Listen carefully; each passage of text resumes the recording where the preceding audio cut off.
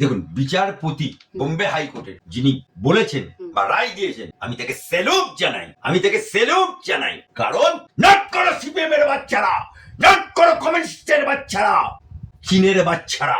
আপনারা বলুন, এই কমিউনিস্ট পার্টি ভারতীয় কমিউনিস্ট পার্টি লেখে না কেন? ভারতের লেখে, কারণ ভারতের না, এরা ভারতের, অর্থাৎ এদের জন্মকুণ্ডলী রাশিয়াতে বা চীনেতে আছে। এরা দেখুন, ওরা বলে ধর্ম আপিনের নেশা। যারা বলে মা দুর্গা পূজার সময় পুজোর প্যান্ডেলের পাশে লাল শালু টাঙিয়ে মাস্ক বিক্রি করে, লেলিন বিক্রি করে, ধর্ম আপিনের নেশা বলে সুভাষ চক্রবর্তী মা তারা মায়ের পুজো দিতে গেছিল, বলে না করা যাবে না, তুমি কমরেড। রেজ্জাক মোল্লা মন্ত্রী হজে যাবে, হজে যেতে গেল, বলে না তুমি হজে যাবে না।